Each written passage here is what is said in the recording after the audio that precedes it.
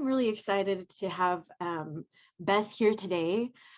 Beth is passionate about helping individuals and organizations understand and move toward their potential. And her work with 3 management consulting firms has given her the opportunity to partner with Fortune 500 companies across multiple industries and organization and leadership development initiatives. She was the head of organization effectiveness at a global nonprofit and the director of talent development at Oracle. She is currently the managing partner of Foresight Collaborative and an adjunct professor at Brigham Young University. Beth is certified in several assessment instruments and has created 2 of her own. She earned a Ph.D. in Instructional Psychology with a focus on transformative learning and has a BA in Humanities and French. She is also ICF certified, an ICF certified executive coach and a graduate of the Coaches Training Institute, Arbinger's Outward Mindset Coaching, and Marshall Goldsmith Stakeholder Centered Coaching. And I am so excited to hear what she has to present today. So Beth, with that, I'll turn it over to you. Thank you. Share my screen here. Can everybody see that? Okay. Yep. Well, I don't know that I can be as engaging as Taylor Swift. That was an interesting way to start this conversation. But as Eliza said, I am passionate about what we're talking about today. I love culture change. And I'm just going to tell you a little bit about why. It started when I was working at Oracle. I was at Oracle for about a decade. And I was there in a time that we were really acquisitive. We did over 65 acquisitions while I was there. One in particular that was transformational for me was the PeopleSoft acquisition. And the reason it was transformational was that I started to realize just how important cultural change was. Many of you probably heard, if you are a little bit older, heard that there was a lot of animosity between Larry Ellison and the CEO of PeopleSoft. So it was a hostile takeover, basically. And I remember really vividly the day that this happened, that we officially became one company, and Larry Ellison was doing kind of a speech. Basically, it was more for customers than for employees, but he was saying, we've successfully integrated PeopleSoft. And my team, the organizational effectiveness team, just laughed because we thought, yes, the PeopleSoft employees are now on an Excel spreadsheet that is Oracle's spreadsheet, but it is going to take a while for these people to want to share the intellectual property we just acquired because they don't like us. We've acquired these bodies, but we don't really have their minds and hearts. So we as culture change agents had to figure out how we could integrate them in and help them feel like they belonged and they could influence our culture, which was not always easy because not everyone held that belief. So that's a little bit about how I started thinking about this. We started integrating culture change competencies into all of our leadership development at Oracle, again, because we were doing so many acquisitions. And we found a great partner in doing this, the University of Michigan. Some of you might know that they have this Center for Positive Organizational Change, and they've been so influential at Oracle and in a lot of organizations in helping leaders become more effective at culture change. So this presentation is a combination of some of the things I learned from the University of Michigan and then my own research. So I took some of the things they taught me further. I did a PhD, and it was in this area of how leaders can become effective change agents. So I'm going to talk a little bit about the business case for this. I don't know that it's going to be hard to convince you as people that care a lot about change that this is important. I would say like the nuance here is that we're not just talking about the checklist that we do need to think about in change management. We're thinking about how do we change hearts and minds? How do we change the way people see things so that they feel differently about them and therefore behave differently? So we're talking about becoming culture change leaders in this presentation. And so I'll give you some of the things that I've learned from my own experience and research, and we'll do a lot of discussing what you have learned. And then lastly, I'm going to give you an invitation so that you can go out and practice being cultural change leaders. So let's start with a discussion. I want to hear about some of the changes you're seeing going on in your organizations or the organizations you consult with. You can chat these in. Eliza's going to be monitoring the chat. You can come off mute and just talk to us, whatever feels comfortable. What changes are you seeing?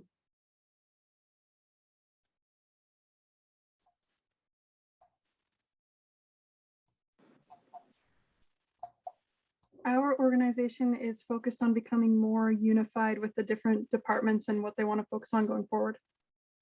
Great. And then in the chat, Jonathan says adjusting to supply chain issues and shortages. It's definitely very relevant. Yes. Kelly says quick growth, new people.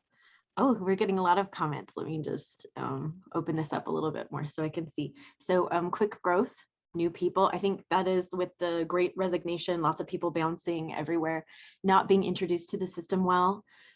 Military, rapid changes in mission focus in China and Russia, baby boomer versus millennial leadership, +1 to quick growth, basically permanent remote work. That's a huge issue. Getting to know each other. Great comments, everybody. Yeah. Yeah, there are tons, right? I mean, this is just a time in society where we're seeing so much change, and therefore our organizations, our economies are going through a lot of change. So let's talk a little bit about the business case then. So I listed some of the things I'm hearing from you as I work with leaders on culture change. They're thinking a lot about employee experience with the Great Resignation. They're thinking about diversity, equity, and inclusion, given some of the things that are going on in society. You already mentioned things like new strategies, products, rapid technology adoption, work from home has caused some definite changes in technology. We're also seeing mergers and acquisitions. We've always seen those, but things are happening there given the economy. So all of these things require new mindsets and behaviors.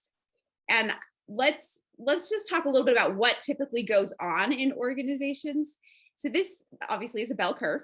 And I use this because this was something that really helped me when I went to the University of Michigan and did their executive program to understand what is going on. So, we have this pull, see those arrows, we have this pull to the norm, to normal behavior. And we behave normally because that's what is expected, or that's what's easy. There's sometimes compensation that incents us to do that. Sometimes it's just we don't want to be judged by others, or it takes whatever energy. But if you're going to be a culture change leader in a positive sense, then you're moving to the right side of the bell curve to positive deviance. And so the things I'm going to be sharing with you today are ways that you can be positively deviant. When I talk about these ideas, you might also hear me and some of my colleagues that I'm going to bring in via video talk about the fundamental state of leadership. And basically, that's just the doorway to positive deviance. We're saying if you have this kind of demeanor, if you get into this psychological state and behave in this way, you're going to invite positive deviance in a system. So I'm going to tell you about the experience I had at Oracle where I saw positive deviance happen. I told you a little bit about what was going on. You have that context. Let me just tell you a bit about the culture. It's a very, very competitive culture. A lot of type A competitive people. Bright people, especially in senior leadership positions. When I first came, I was surprised by the amount of manipulation and coercion and things like that, not positive behaviors. For example, in our sales organization, we had a lot of competition, which is normal. But Larry Ellison, the CEO, said, I don't want there to be one salesperson representing the whole Oracle stack. I want us to have multiple. And so we would jokingly call it the Oracle bus, because you'd have a bus full of sales agents, metaphorically, going to clients saying, I'm going to tell you about this part of the Oracle stack, and I'm going to tell you about this part. And so they felt like they were competing with one another. Larry thought that was going to make him more money, but from a customer perspective, it was annoying. It was something that bothered them, right? It was us thinking more about ourselves than thinking about them. Another example, so Fusion was a product that was being created while I was there. That's why we were doing, one of the main reasons we were doing all of these acquisitions was to create this Fusion ERP product. Well, interestingly, not surprisingly, but interestingly, as we acquired these people, it took a long time for us to build Fusion. Because again, people did not really want to give us their intellectual property. They did not want to work and play well with Oracle employees. So we had to do a lot of culture change to create Fusion. So all of this to say that was kind of the state of affairs when we decided as an organizational effectiveness team that we needed to do something. We needed help. And so we brought University of Michigan in. And the first thing we did is we did a pilot program with our high potentials. So these are people we saw as our future executives. And we thought if we can affect these people, they are hubs in our social network, they might positively affect our culture. And that happened. I'm not going to say it was a complete turnaround, but I will say I was amazed at how much individuals in our system changed, very influential individuals. And then I watched what they did in their networks. I watched how things became more collaborative and less competitive. There was a lot more trust. There were more people that enjoyed their jobs. They were engaged. There was more flourishing organizationally. So I have a testimony that this stuff works. How does it work? Okay, so one of the things that I think is really important is to keep going back to this idea that the way that we show up, our state, our demeanor makes a big difference in whether or not we can actually be a culture change agent. I liked the way that Bob taught this concept. He said, Bob Quinn is a professor from the University of Michigan, and he inspired me to do the research I did. So he says, if leaders cannot change their own mental maps, they will not invite change in the destinations people pursue or the paths they take to get there. You must transform to transform others. So again, it's not us saying, okay, we've got this checklist of things that we know we need to do as good change agents. It's deep work on our psychological state, on our way of being, that leads to being effective culture change agents. I took this further in my dissertation research. I was looking at case studies of leaders that had led people through culture change in a sustainable way. So these are some of the things that I noticed in all of these cases. The disposition of these change leaders was that they were humble in disruption, which seems like something we really want to pay attention to right now in a world that has all kinds of disruptions.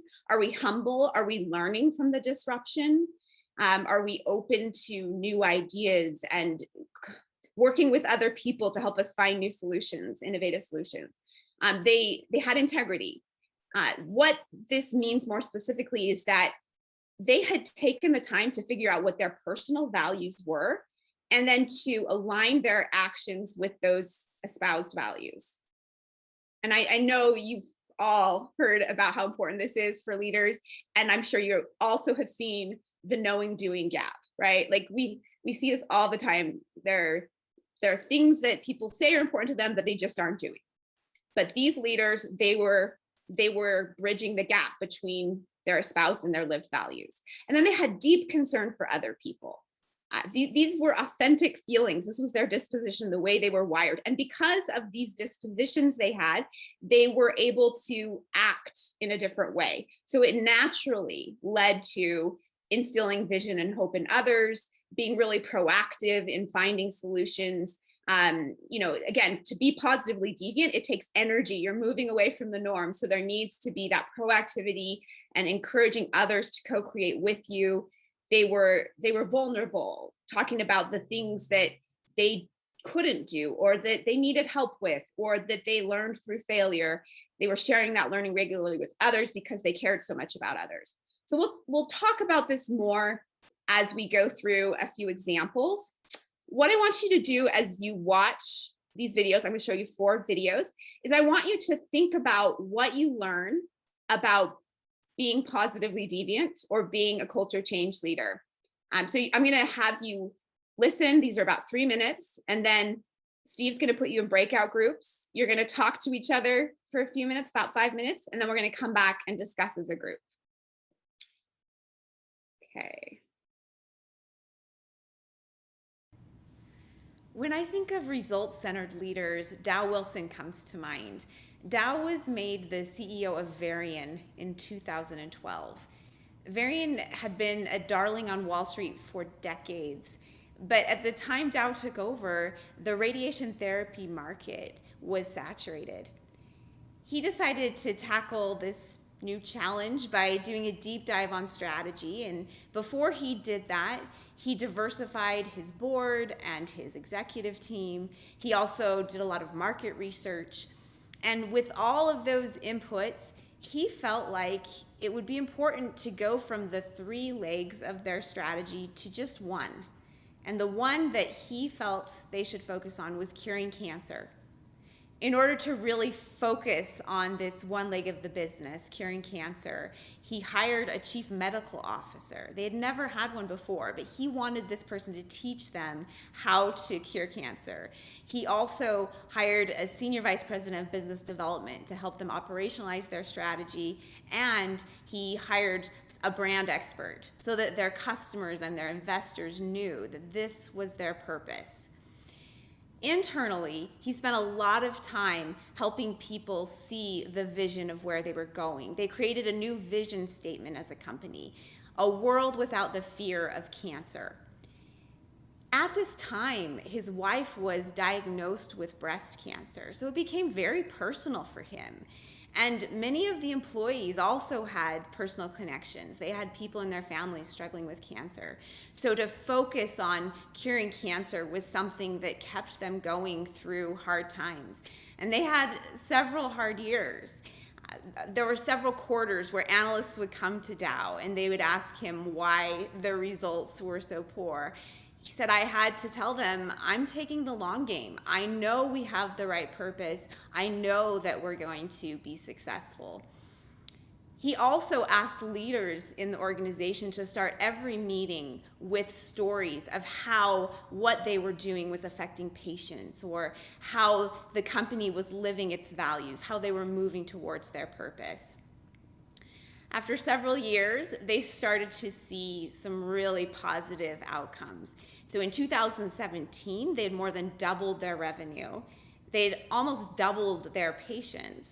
And their employee engagement went from the middle of the pack to the top 10%.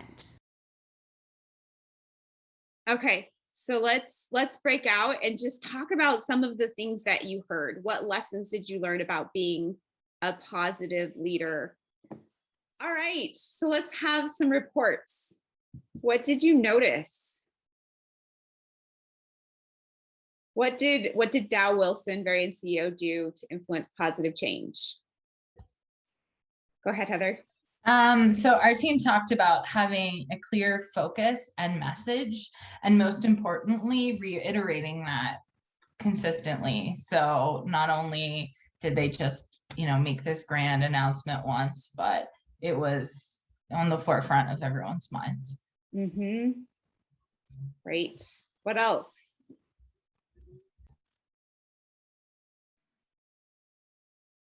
We talked about diversity in leadership, so you could get perspectives from all different experiences. Yeah, that idea of being humble enough to listen to other people. I don't have all the answers. I'm going to hire a chief medical officer. I want to understand different kinds of backgrounds and perspectives. Definitely. What else? He gave it an appropriate amount of time to succeed. It took years, apparently. Yeah. And thankfully his board gave him the time.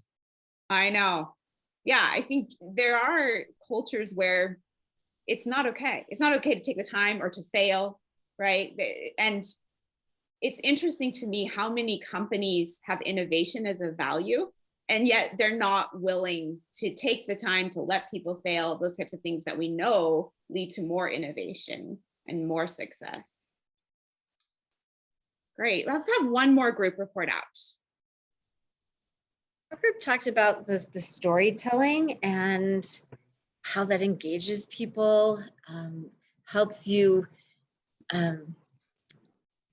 recognize and see the impact that your work is doing and how it impacts other people's lives, and creates that synergy, for lack of a better word, to help people move in that direction towards that positive culture change.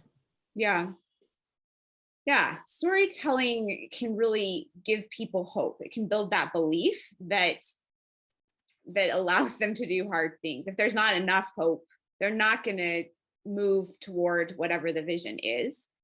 So I think that's important that he did tell stories that help them envision the future. And then, as the first group said, that he reiterated those things quite often.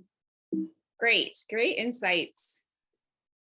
So here are some of the things that I think are important to underline, that this is about creating a shared purpose. So there are a number of things that he did, like we just talked about, but I thought in this video, he really illustrated how you create a shared purpose.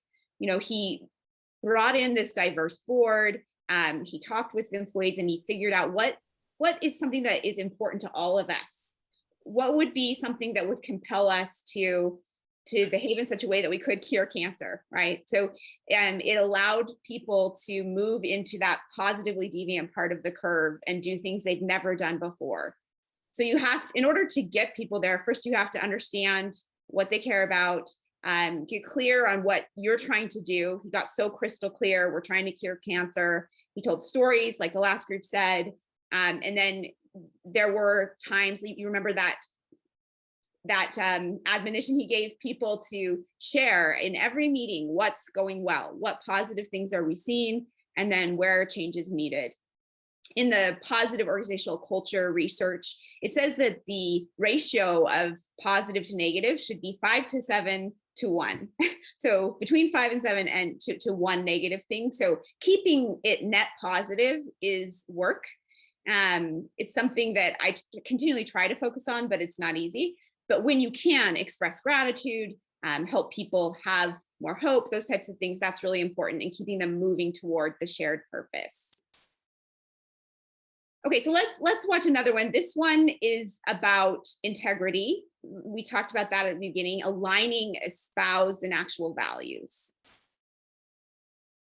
Think about the people you trust enough to follow. We tend to be repelled by those we see as hypocrites and drawn to people who have integrity. People of integrity know who they are and what they value. It's by discovering your core values and trying to live in alignment with them that people will see you as authentic and trust you enough to follow you. In my dissertation research on transformational leaders, I interviewed a woman named Lara. As I spent time with Lara, I learned that much of her strength as a leader came from her focus on core values. Lara currently works with the United Nations to create and improve international policies. She told me her values-driven grandmother was her initial inspiration. Lara lived with her grandmother growing up in a situation many of us would see as unfair. They had one book in their home and would often go several days at a time without eating. But Lara's grandmother did not let these trials make her self-centered. Instead, she learned to look outside herself and be fair and compassionate to others. Lara was so inspired by this that she emulated her grandmother and practiced living in alignment with these values. Years later, when she researched international adoption practices in the Marshall Islands, it had become second nature for Lara to jump into the skin of birth mothers and gain their perspectives. Instead of staying aloof and accepting the system that was in place, she spent time getting to know these women and discovered that the adoption agencies had lied. They told 83% of the birth mothers that they were signing papers for their children to be fostered by American families, when in actuality they were giving consent to adoption. Her values allowed her to deeply understand the pain these women were experiencing and care for them, which precipitated further research into unethical practices and led to reformation in inter-country adoptions. Lara was internally directed in choosing the more difficult, values-centered path. When I interviewed Lara's followers, they all mentioned how inspired they were by her values and her dedication to living them. Several people were inspired to step out of their comfort zones and fight for social justice. In any organization or community, there are external pressures such as money, promotions, and likability that can keep us from living in alignment with our espoused values. Most of us regularly slip into hypocrisy. For example, I coach several leaders who have work-life balance as a core value. But when executives ask them to complete a project in an unreasonable time frame, they make it happen, despite the late nights and long weekends it requires of everyone on the project team. To be internally directed is to recognize our hypocrisy and then move towards integrity. So a leader with the core value of work-life balance could live in alignment with what she deeply desires for herself and others by courageously making a case for more time or resources to complete the project. Anytime we close an integrity gap, we create a more authentic self. When we create a more authentic self, we are encountering a self that we can love. When we have authentic love of self, we can open up to others and reveal a self that they desire to follow. Okay. So let's break out again for 5 minutes and just talk about some of the things you learned about this internally directed or becoming more integrous. What does that do? Why does that lead to positive culture change? Okay, great. All right, so let's have some people share what they learned from particularly this experience of Lara, but anything else from the video that kind of inspired you, helped you think about how you could lead positive culture change. I know. Advocate for pregnant mothers for what they're better to support. Yes, Lara definitely did that. It was really inspiring. What else? I think it was, the gist that I got from the video too is that if you stand up and you really make an impact, other people will follow. Other people will want to follow and see that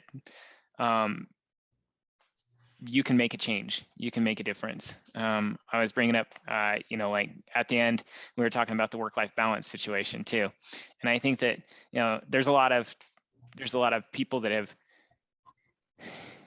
talked about that. It's become kind of a thing that most companies will say, yes, we need work-life balance, but there's few companies that actually embrace that. In my new, or my job that I've only had for a quarter now, I have seen that people actually, when they take that to heart, it really makes a difference in employees and teams. My boss made it very clear when I came in that there is going to be work-life balance because that makes you a better person.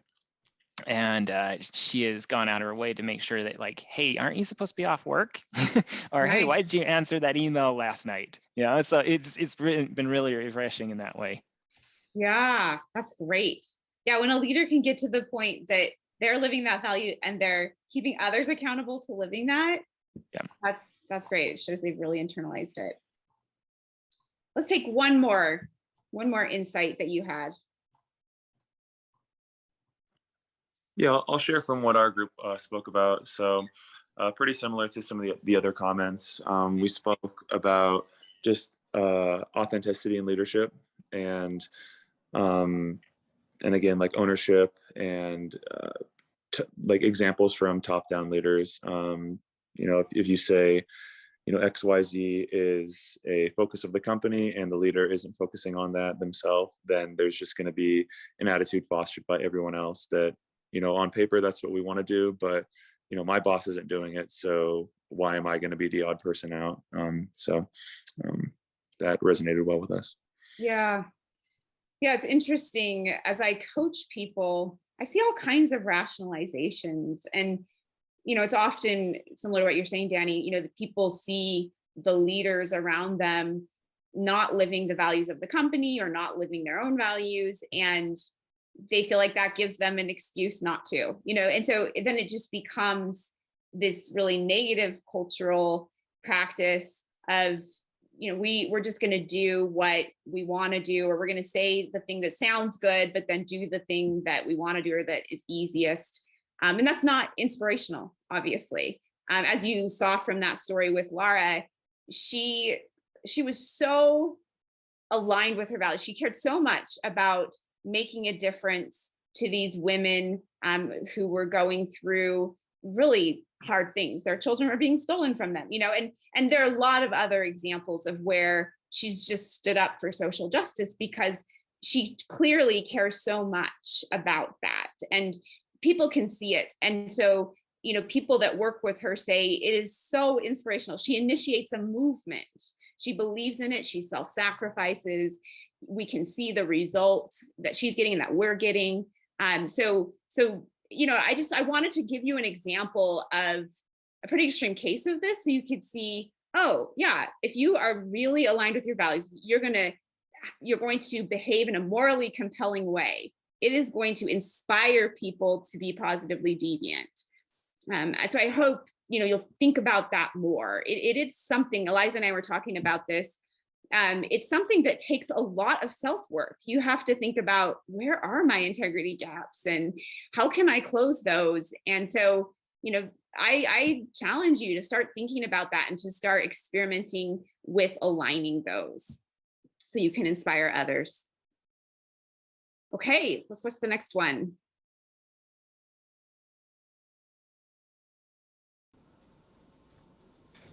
I once did a study of the top 1% of public school teachers in the state of Ohio. These were amazing people accomplishing extraordinary things well outside her expectations. I was interviewing one of these women, and she told me a story about her very first day of teaching. She said, I walked into the room, 30 little faces looking at me, and the ed school seemed a long way away. She said, but there was one principle that I had learned in the ed school that I held to tightly. And the principle was, you need to understand the deepest needs and interests of every student.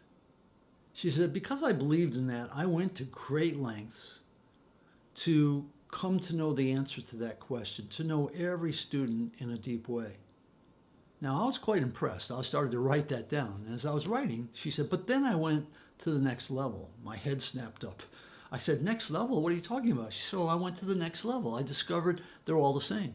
I said, you just told me they were all different. She said, they are all different. And they're all the same. You see, what you come to learn when you discover all their needs and interests is that every kid wants to learn. The average school teacher doesn't necessarily believe that. She did. Every kid wants to learn. Every kid wants to be respected. Every kid wants to be loved. She said, when you break that code, you can teach anybody, old or young, special ed, gifted, it doesn't matter. Now stop for a minute and think about this. This is a 4th grade school teacher saying she has a universal theory of influence. She can go any place and succeed because she knows how to practice empathy for the individual. And then she has this incredible second order capacity. She can practice empathy for the whole. Many people wrinkle their foreheads when I share that concept. The third question in the fundamental state of leadership is, am I other focused? There are all these other people in this given equation. Do I understand their deepest needs and interests, or am I simply looking at this from my ego perspective? The natural thing to do is to take my ego perspective to whatever emerges. In the fundamental state of leadership, we clarify the intention, we make sure we're living our values, that we're internally directed, and then the third question, Am I other focused? Do I understand the deepest needs and interests of every actor?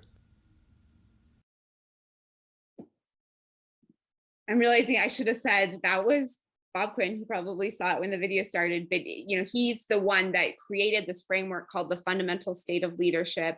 He taught it to me at the University of Michigan and inspired my research. So lately, Bob and two of his sons and I have been creating these little videos to try to help people grasp the nuances of the concepts. So that's why I have these videos. So let's break out again for 5 minutes and talk about some of the things that you saw, that you heard Bob say, that help you understand how you positively influence others. May I go first, please? Yeah, let's just, yeah, go ahead, Harry, and then. 3 things children want to do: learn, respect, and love. Oh, I love that, Harry. That's really good, and actually that relates exactly to what Beth, Steve, and I were just chatting about. We were talking about that sense of belonging, and that what we all, even all of us, how we bring to work. Like if you do a 5 whys on yourself, why are you here? Maybe your first thing is, well, I need to work to get money. But if you go deeper and deeper and deeper, we're here because we want that deep meaning. And I had an HR professor that was saying that is the number one driver for employee engagement, is that need to belong. And so we were just having this conversation about how easy it is. Like there's this whole human side that we think about, whether we're in agile or change, that we have to pay attention to. And yet, even though I'm deep in this space and all of us are deep in this space, it's so easy to flip out of that and get into a more mechanical mindset where we forget how important it is to think about people's need to belong, or think about the need to actually have a collaborative conversation. So we were just talking about how do we fix this, and how do I constantly remember and keep that human element in mind. And one of the things that we talked about is maybe priming before a meeting, just reminding yourself, like, people's number one need is to belong. People have a need to talk about this, or they won't get it. And so that's what we were discussing. Thank you, Eliza. Yeah, well said. I shared a statistic. I worked for a company that did a lot of employee engagement surveys, and year over year, the number one driver of engagement was the question, I feel like I belong here. So, I mean, it's clearly important, and I'm sure intuitively we know it is. It matters to us that we belong, but taking the time to figure out how people are doing, and if there are things that you can do to make them feel part of things, involve them, meet their needs somehow, that it's not just so you can get something out of them. I mean, it has to be this authentic desire to connect with them, or you'll have some success, but it won't be as much. People are smart; they can feel if it's authentic. So yeah, I think what Eliza suggested, doing kind of thinking before you go into meeting, how can I do this? How can I make time for this? Maybe having meetings with people one-on-one more, making time for some socialization. One of the things I said to Eliza is, I'm noticing that now that so many people are working remotely a lot of the time, if not all of the time, I'm not noticing as many of these types of conversations. So how can you plan time for those? How can you be strategic about that? What other thoughts were there in your breakouts? I think the need to shift from ego-minded, like what can I do to make my career grow, or to make myself, higher up in position, to what can I do to lift other people? What can I do to, keep them in mind? They don't notice that they have values and goals that they want to achieve. And not only just in the workplace, but at home too, realizing that our family members and those that we associate with also have goals and desires, and making sure that they are a part of our life and we're a part of them. Yeah. So being outward and embracing them instead of, just being so self-centered.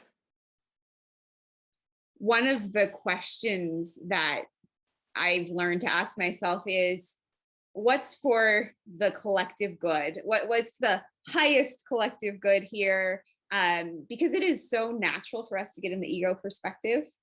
And so sometimes we need to ask people to understand what's for their good. Sometimes we can kind of sense, oh, this would be best for the whole. This would help us thrive. I need to figure out how to sacrifice for that. Or another thing that I talk with people about is, let's talk about thriving. So how can you help somebody be their best self? If you're constantly thinking about that, asking yourself, how can I help them see their potential? How can I help them reach their potential? Like Bob said, that's what people want, is for people to help them get to thriving. And when you get the group to thriving, you're going to see transformational results. That's where the magic happens. So it's not easy to do, but very, very important. So just kind of summarizing some of the things that we've said, having that charitable lens, having deep empathy for people, really thinking about what's going to facilitate growth and thriving. And so I've listed some tactics that I see some of these positive leaders use. They're often giving praise. They're focusing on what's going well, what's going right in the system, but also for individuals. They're giving praise. They're being grateful. They're talking about things in a real way. So they're being candid but kind. They're asking a lot of reflection questions. If you think about it, like as a consultant, I often go into organizations and people are trying to fix what's wrong. How do we get from the left side of the bell curve to the middle versus how do we get from the middle to the right side? And so I see some of these leaders who really care about thriving of individuals and organizations talking about what's already on the right side, some appreciative inquiry, what's going well, what can we learn from what's going well? Sharing their own learning, and so that people feel like they can trust them and come to them to have these conversations that can often be very vulnerable for the individual. And then, creating circumstances where you're requiring people to stretch. Along with that, when you're asking them to do hard things, you need to really support them. So these times when they're going through a lot of change, a lot of disruption, require more care. So again, back to what Eliza's saying, we have to think about that and how can we really figure out what kind of care people need in order to stretch. Okay, one more.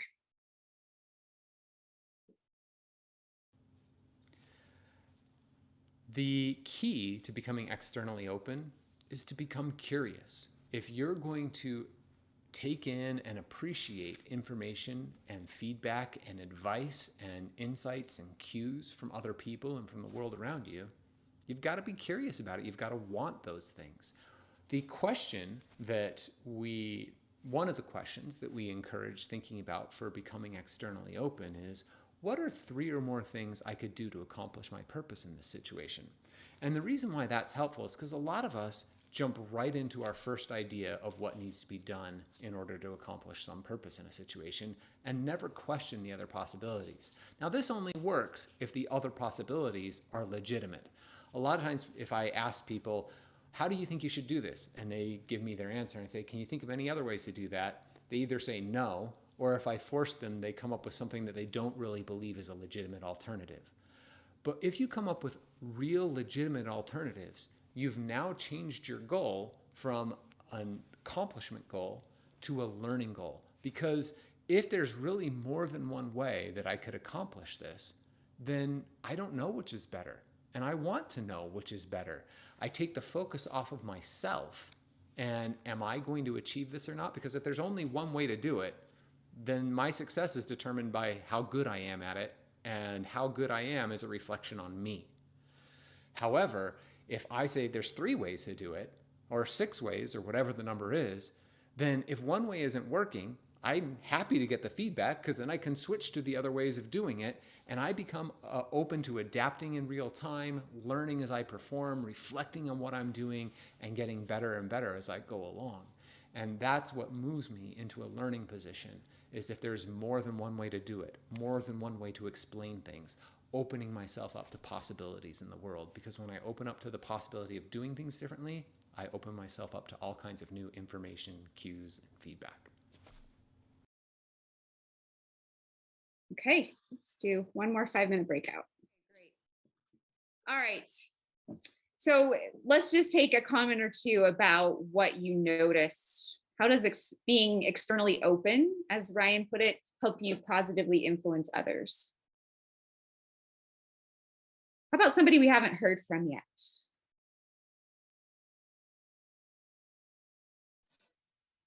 I don't think I've made a comment in the group session. Go for it. So like in our group, we talked about a bunch of things, but one of them was this idea of not being, how do we say it? Well, I'm trying to synthesize two things. So I'll start with one. I'll see if it works. This idea of being open to receive feedback from other people can help. Like people tend to be inclined to discuss and to contribute and to align with somebody who's promoting change when they feel like they're being listened to and when their feedback matters. And if it's just, here's my vision, get in step or get out sort of a thing, then that's not always, like people might step in out of kind of being afraid for their livelihoods, but you're not really going to drive that deep set change that we're talking about. But if you're exemplifying a culture of openness that's responsive to people, and when they speak, you're listening and considerate and welcoming and encouraging, then that kind of brings people more to want to contribute and not be kind of bound up in this kind of fear culture that exists in a lot of organizations, like, oh, I would love to make the suggestion, but I'm gonna get fired if I speak up. And so that kind of came up in our discussion. I thought that was good. Love it. Everything you said. Yeah, and in change management, we have this mantra, involvement breeds commitment. You know, if you want people to feel that they are part of creating something, or if you involve people, they will feel like they're part of creating something, they'll be committed to that thing. And I've seen that over and over again. And then there's also this idea of, well, if you do that, not only are people going to feel committed to it, but you're also going to get their best thinking. And so that's going to lead to more innovation. One of my mentors talks about how he envisions the future being co-created, like we're building the bridge as we walk on it, and I can't get there alone. I have to co-create with others to get to the future. I really like that image. So great thoughts, Justin. Let's have one more. In fact, I'm gonna call Steve out because we were having an interesting conversation about the importance of the daily huddles in Agile. And so would you just briefly summarize what you were saying? How that relates to what was I saying? Because I don't recall talking about the daily huddle or the scrum. Those are there to help us get good feedback about what's happening so we can adapt in real time. Yeah, it's about that feedback loop to be able to incorporate learnings as we go, and especially as we deal with more complex, complicated type of situations. We're dealing with having that ability to inspect and adapt frequently, and whether it's on a daily basis or from week or sprint to sprint, having those abilities to reassess. And so in leading out like this, being able to see, hey, what did I do that worked? What didn't work? What is working? More of that, less of the other. Mm-hmm. So great. Yeah, I mean, I think it's pretty clear that this is a good idea, that, you know, if we are listening to the ideas of others, we're humble enough to do that, we're going to create better products, we're going to anticipate problems better, we're going to, you know, just have other positive incomes like innovation.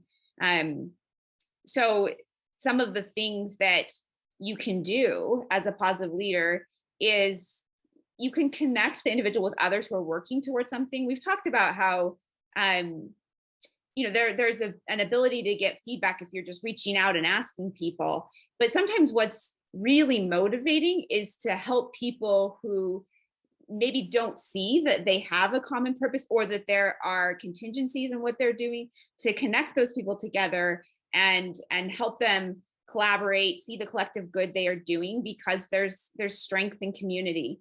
And also there's more innovation that comes from communities. And then really this openness to experimentation and failure. I'm sure many of you have heard of Carol Dweck, who's a Stanford professor. She wrote the book Mindset, and she talks about how there are people that have a fixed mindset and people that have a growth mindset. Those that have a growth mindset are able to be much more successful because they are constantly looking at failure as a way to grow. They are, doing kind of a debrief of what happened and saying, this is how I can improve next time, or, this is what's positive about what went wrong. So thinking about that, thinking about feedback as a way also to help you become better versus something that's negative that makes you feel like you're not as good as other people. The leaders that I see progress individually the most, but also that are most successful in leading transformation are those that are very open to others' ideas about how things are going, to correction. They're going to get more feedback if they have that demeanor and if they're constantly asking for that type of feedback. So this is a really important one. One of the leaders I interviewed talked about how he calls this figuring it out together. Like he doesn't feel like he has the solutions, or he couldn't have the only solution, kind of like Ryan was saying in the video, because he doesn't have all knowledge. And if he taps into other people's knowledge, then they're going to figure something out that he couldn't figure out alone. So just to summarize, these are the things that I've seen as really key takeaways, key themes for those that are positive cultural change leaders.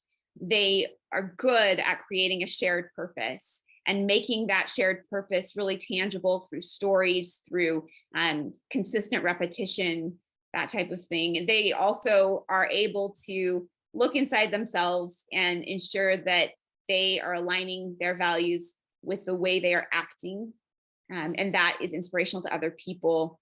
They are showing really deep, authentic concern for other people. They're building the relationship that's needed to take people into uncertainty, to stretch people in ways they haven't been stretched before. And they're externally open, they're humble, they are looking for ways to learn from failure, from different networks that are doing different things, from different products. They're just open to all kinds of ideas and cues, and especially to feedback from other people. So we've gone over a lot of different things, and I wanted to show you those videos because I think stories are a really effective way to help you see these things in action, and they motivate me to do something. I see people having an impact in the world, and I want to have that kind of impact. And so I want you to think about the feelings, the thoughts you've had today, and just write down a few things that you've learned. Maybe something you want to believe. Maybe you don't believe it yet, but you have the desire to believe it. And once you do that, I want you to run an experiment in the next week. This is how change happens at a personal level. And as we've said throughout this presentation, it takes transformation of ourselves to transform organizations. So is there something that you learned that you could experiment on this week? And then there's this really key third part. This is where I see a lot of leaders I work with fail at this change process. They don't make time to reflect. So make sure you could even schedule it in your calendar right now. Make sure there's a period where you're sitting back and reflecting on the experiment you did and saying, what did I learn from that? That will feed the loop. You'll have learned things that you can then experiment on further and deepen your learning. So this is really what leads to the personal transformation. I've done this so many times. I was saying to Eliza on one of the breaks, I self-coach, and she said, "What does that mean?" This is the really high level thing that I do. I have all kinds of frameworks I run myself through, but I'm thinking about this at a high level. So my call to action, my invitation for you is what I was just explaining with the experimentation and reflecting. I want you to think about the epiphanies you've had today, experiment on what have you learned, and then carve out time to reflect on your experiments. I was thinking before this call about some of the people that have inspired me to do this research and some of the people that continually inspire me to share this stuff. I think sometimes it seems like, well, yeah, of course, these are best practices. We should be doing these things, but there are so many people that aren't. It is really hard to do what I'm inviting you to do, but I promise you that it has huge positive impacts in organizations and in your personal life as well if you try to do these things. So I hope that this has at least inspired you, created enough belief that you'll experiment, and that will lead to transformations in you and in the organizations you work with. And I know, Eliza, I should have said people could put them in the chat. You can put them in the chat now, or you can just come off mute. There are not that many of us left, so feel free to do whatever feels comfortable. Yeah, I'm just looking at the chat. I know we don't have too much time, so maybe we could take one question, but we're getting just a lot of thank you, and this was inspiring. I loved what Nomi said. I was feeling kind of stuck in our transformation, and this was a really inspiring discussion. I agree with that as well. Thank you. I'm so glad. I did have a question. Go ahead.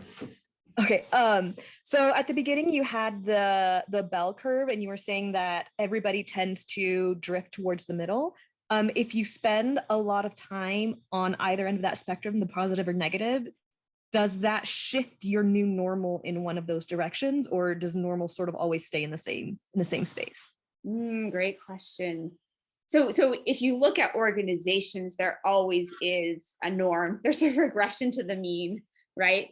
But you personally and maybe the group you're working with could definitely migrate to the right or left, depending on the subculture of your group. And so that's exactly what I'm trying to encourage you to do, is think about, how can I motivate that? You know, how can I facilitate it, not just motivate it? You know, how can I facilitate people moving to the right and creating a new norm for our team? How are we going to be a positively deviant group? That's what leads to change in organizations. And so I guess, I mean, I'm so glad you asked that question too, because, you know, on the title slide, I said you can influence change from anywhere. I have seen this over and over again. People at the frontline level or mid-level leaders who are able to do this. You just have to choose, I want to be positively deviant. I want to do these things and inspire others to follow me, to leave the norm. So I was going to just ask a question, because you're talking about personal coaching and some of the frameworks that you run yourself through. If you wouldn't mind maybe sharing, like, what are some of the frameworks that you run yourself through when you're doing that for yourself? Okay. Yeah. So the one that I use most often is called the fundamental state of leadership. You heard Bob refer to it. And it's something actually I just developed a course on. So if anybody is interested in learning that framework, it's an online course and you can do it on demand. So just email me and I'm happy to send that to you. In fact, I'm looking for some feedback on it. So I guess the first few that email me, I would even give it to you free if you give me feedback on it.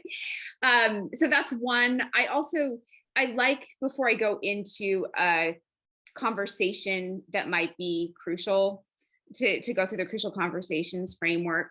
Some of you might be familiar with that. And then also, I think Arbinger's work. I don't know if any of you are familiar with that, like leadership and self-deception. That's so helpful to me. I use that in my coaching too. But I will say, Jake, all of these have the commonality of you are learning to look at your thoughts and your feelings so that you're prepared to enter the situation with the right demeanor, which is what my research showed too. So you're doing that preparation that allows you to show up differently. And that is what invites this positive culture change. Awesome. Thank you. And yes, I love Arbinger Institute and leadership and self-deception.